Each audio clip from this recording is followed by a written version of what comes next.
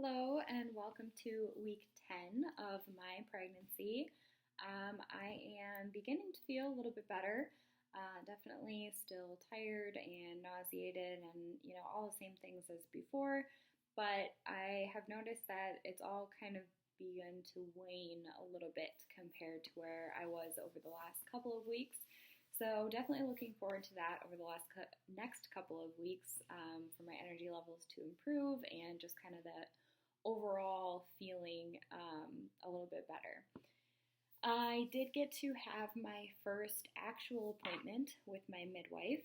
I just went by myself to this one, and it was pretty basic since it was kind of the first real appointment. We just kind of established a baseline for all of the symptoms that I've been experiencing, talked about kind of how the schedule of the next few appointments is going to progress, how payment and everything works at the birth center. And as of right now, there's no reason to assume that I'm not a candidate for out-of-hospital birth. So I'm definitely excited to continue my journey working with the birth center and the midwives and kind of following that little bit, I don't want to say non-traditional path because, realistically, we've probably been doing things that way for a lot longer than we have been using modern medicine and hospitals and obstetrics. But I guess today you could say that it's a little bit non-traditional. So we touched a little bit on diet and exercise, but she was really unconcerned, especially for being in the first trimester. She really kind of just said doing whatever you can to make yourself feel better and listening to your body, which is kind of the practice that I've been trying to take anyways. So now that my energy levels are starting to increase a little bit, I'm doing a little bit better with putting a couple extra yoga practices in over the week instead of, just the one day that I teach. So excited to kind of continue that. I did actually just officially sign up for my prenatal yoga teacher training, and that begins in January. It's going to be 3 weekends over the course of 3 months, January, February, and March. So it will line up perfectly with my second trimester, which is awesome since it's going to include a little bit of travel for me, just to one state over.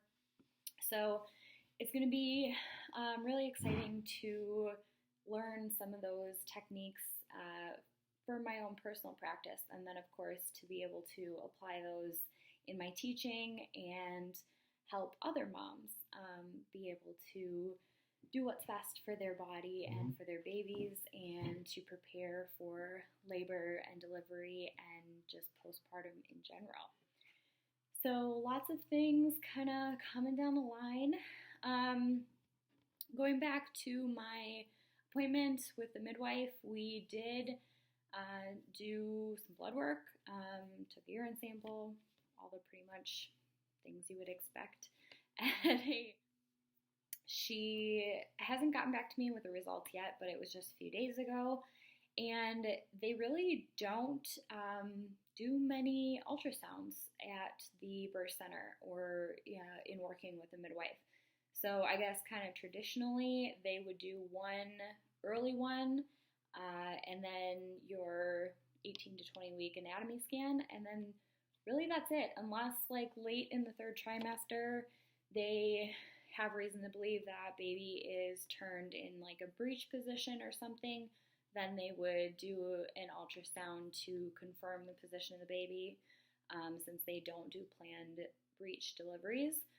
But really that's the only times that they would do ultrasound. So at first I was a little bummed that I just like wasn't going to get to be, see baby again until 20 weeks, which felt like forever away, because I had had my early ultrasound at 7 weeks with the OB, and I was able to transfer all of that information over to the midwife so she could see everything and review all the notes.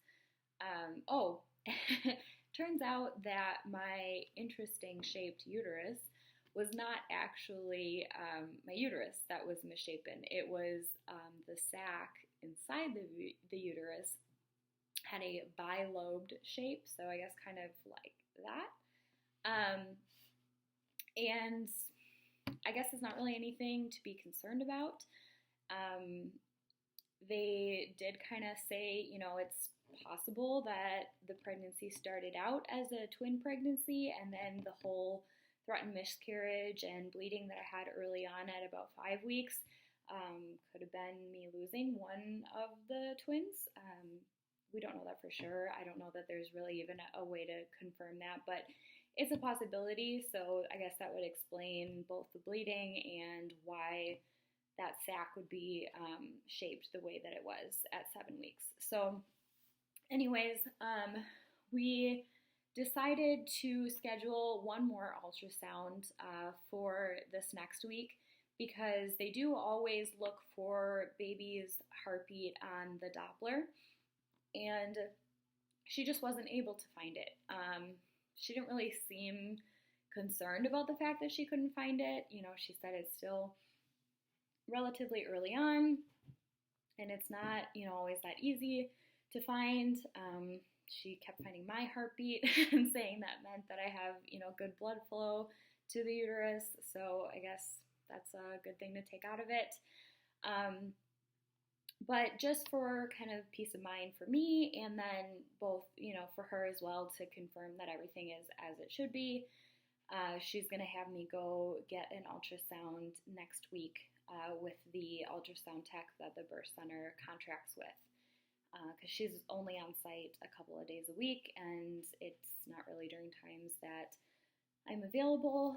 So I just happen to have a planned vacation day next week, and she's at a different location that will work for me.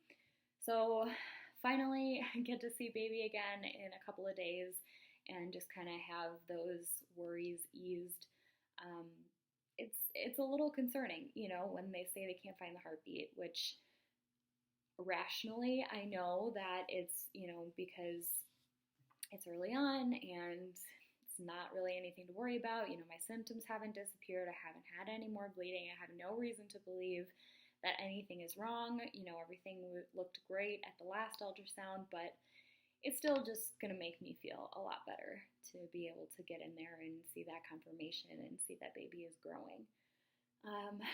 So yeah, I am looking forward to that. And other than that, I don't have a ton to report on, so I will talk to you guys next week. Okay.